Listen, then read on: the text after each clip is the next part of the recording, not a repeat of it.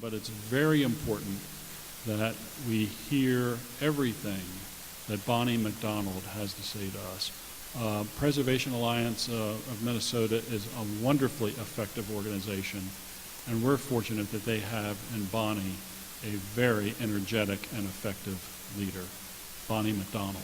Good morning, everyone, and thank you to Steve Elliott for that kind introduction and for the leadership that he has already shown in the position that he takes and filling big shoes from Nina Archibald as well. We are looking forward to working with you in your position as the SHPO, Steve, and thank you for your openness and being very inquisitive about how our partnership can grow. So thank you very much. The Preservation Alliance of Minnesota has been proud to be a co-sponsor of the State Historic Preservation Conference for many years, and we are engaged in the process of bringing feedback to you about how we think the preservation movement is moving forward in the state. Excuse me. The opportunity that I have as the last speaker is that I get to say everything over again that everybody else has already said. So I hope that I can show, though, and demonstrate that the preservation community does speak with one voice. We are together as partners, and we see the same opportunities, and we see the same challenges moving forward.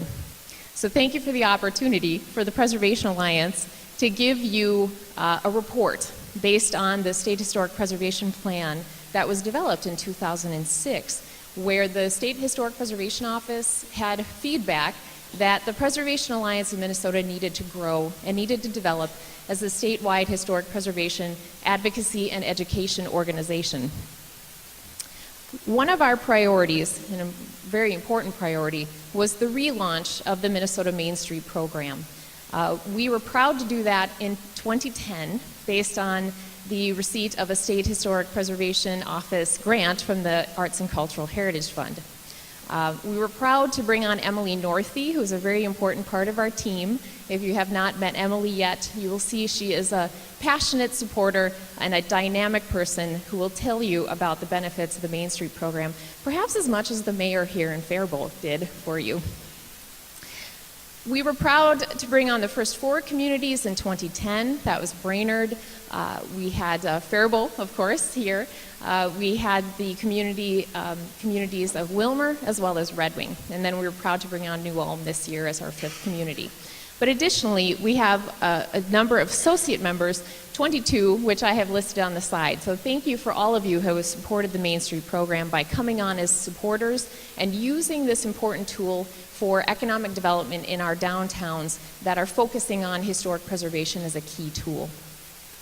We just wanted to say that for those who want to engage in the Main Street program, there's a pre-application deadline on October 15th for you. You can talk to Emily about that process, and then the formal applications are coming due on November 15th. But today we're here to talk about key successes, and Emily has worked together with the 4 Main Street communities to gather metrics on the demonstrated impact of the Main Street program in their communities. So you can see by the statistics here that there have been very impactful measurements that we can bring back to the legislature through the Arts and Cultural Heritage Fund, demonstrating why this program makes a difference. So you'll see 42 new jobs, 13 net new businesses. I'd like to see that we have almost 4,000 volunteer hours that have been contributed. And we're also talking about return on investment because we need to be savvy about how we're talking about the economic impact of historic preservation. So you'll see here that we have over $22 for every dollar that was invested in running the local Main Street program. That's an incredible return on investment for a community. Partners in Preservation was mentioned by Steve, but I would like to give it a bit more time to focus on the opportunity that this presents for historic preservation as well. The grant program that is run by the American Express Foundation and the National Trust for Historic Preservation is a giveaway of $1 million by voting on Facebook. And I can't see, how many have Facebook pages out there?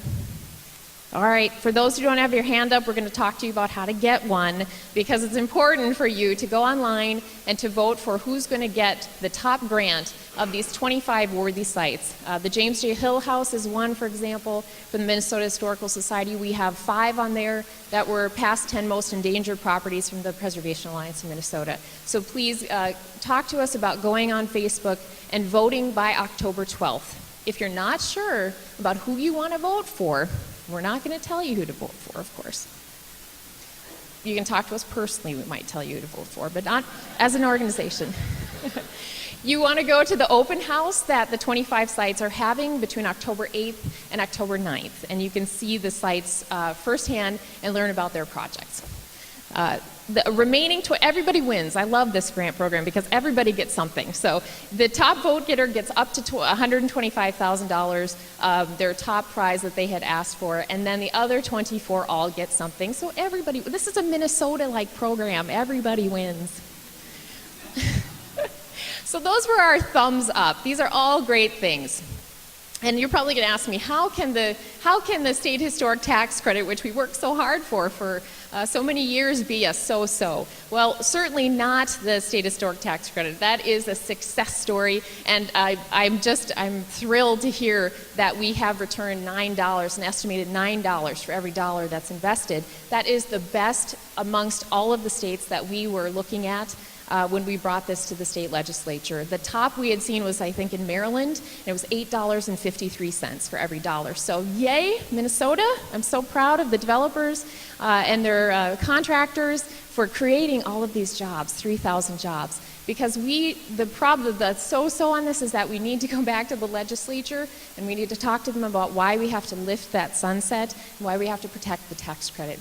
We have heard nationwide about tax reform. You've probably heard about some talk about closing loopholes.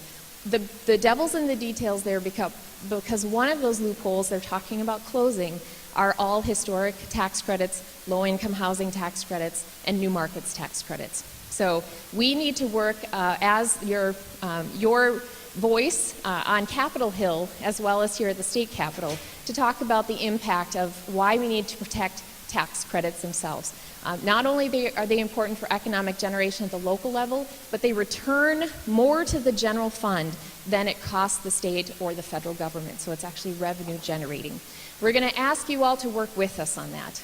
As the State Preservation Advocacy Organization, we need each and every one of you to join with us to talk to your state legislators. And I want to take a moment, if I can, to thank those who have shown great leadership. And 2 of those people you've heard from today.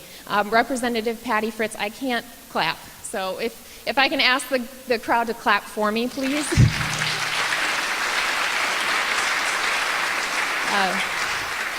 Representative Fritz, thank you so much for showing leadership to vote for the jobs bill in 2010, and we hope you'll stand with us to protect this tax credit moving forward.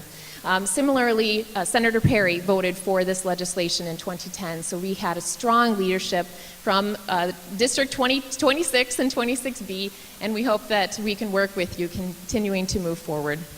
So I hope you will join our Action Alert Network through our website, and we can contact you about what you can do to talk to your own legislators.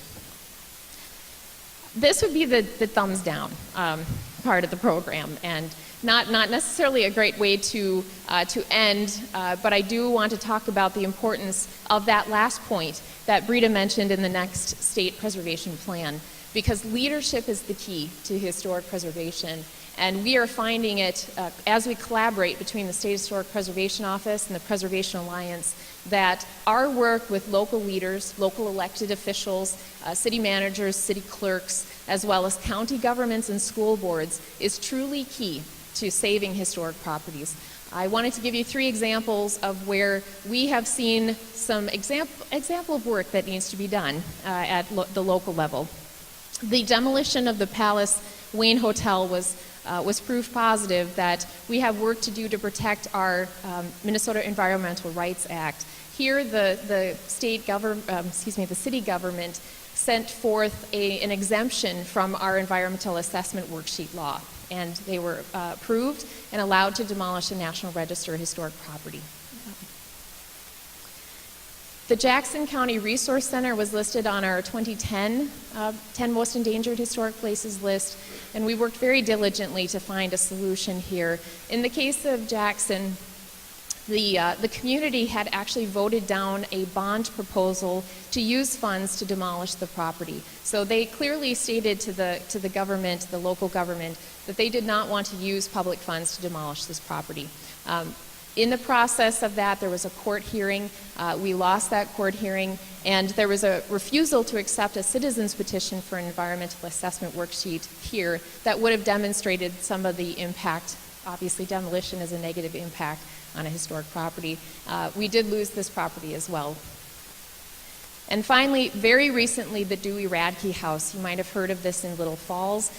This was a property that had been determined eligible for the National Register, but it had not officially been listed as a National Register property. So similarly, the citizens had to petition to do an environmental assessment worksheet, which was denied. In this case, there was a donor who came forward who had a site where it could be moved and offered to move the property at no cost to the city, would have moved it to a site, and they refused to allow that to happen. They preferred to demolish it for, I believe, a 6-car parking lot. We have work to do, folks. And I think Brita was perfect in saying that, that preservation is for the strong-hearted, it's for the dedicated, but everybody in this room shows that dedication and that perseverance. I hope that you will join us as the Preservation Alliance of Minnesota to continue to show your support. We thank you so greatly for the support that you have given to us to allow us to grow into the organization that we have become. I wanted to invite you to celebrate with us our 30th anniversary.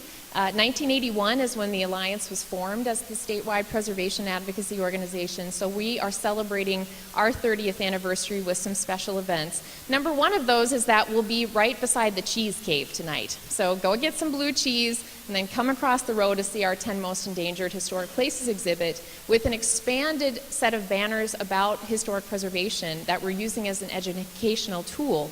And that was supported by a legacy grant as well, legacy fast track grant. So thank you for that support from the Minnesota Historical Society. We have our Minnesota Preservation Awards and our anniversary party coming up at Fort Snelling next Thursday, and you get to take a tour of the Upper Post, which is truly a preservation opportunity in the making. If you'd like to go up and see the buildings at the Fort Snelling Upper Post, come along to the event, talk to any one of our team about how you can come to the event next Thursday. We sometimes commiserate at pubs. I won't say who on our team does that, but we do have a pub crawl that's coming up on the 12th, and we'll actually be probably doing that because several of us ran the Twin Cities Marathon on the 2nd. So there are a number of ways you can support us. Come to the pub crawl, come to the marathon and cheer us on, Team Preservation Alliance in Minnesota. And then finally, we have our panorama tour at the University of Minnesota talking about the 10 Most Endangered Properties program. So lots of opportunities yet this fall to participate. And we are doing our own planning. We've come to the end of our 3-year strategic plan, which was largely to pass the state tax credit, start the Main Street program, and ramp up for a real estate program.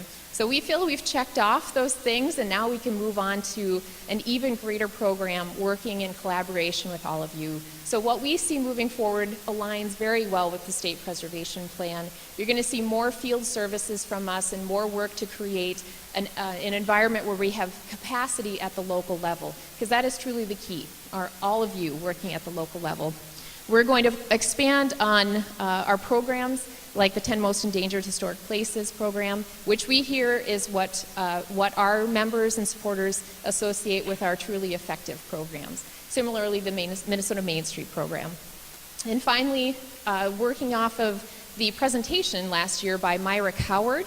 If you remember Myrick Howard, we all left energized thinking about the potential of having a real estate program where preservationists could get truly engaged in the direct supporting of the saving of historic places. So we heard you loud and clear. We're working on a program that would bring forth some of the tools used in North Carolina, where they've saved over 700 endangered properties across that state. So please stay tuned. I do want to thank a number of people for the opportunity to work with you.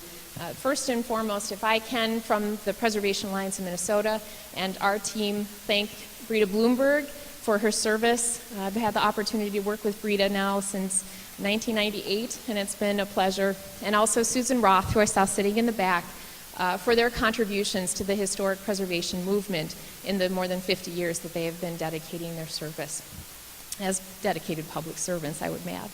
I want to thank the State Historic Preservation Office and the Field Services and Grants Office for the incredible work that they do. I think we have all seen how they have handled the capacity building that they've needed to do with the legacy grants and the state tax credit, and the volume of work that is going through there and the professionalism that they shows just how extraordinary these people are that are our colleagues. So would you give them a round of applause, please?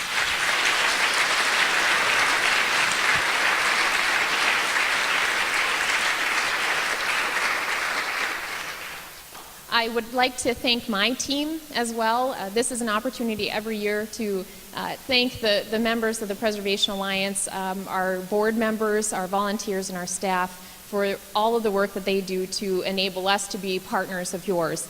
And finally, to thank everybody sitting in this crowd for the work that you do, because preservation is local, and but for the work that you're doing, we would have more of those demolition photos to show, and we do not want that. We want those success stories coming out. So enjoy the conference. Thank you so much for the opportunity to work with you, and go forth and have lots of preservation successes based on these tools in your community. Thank you.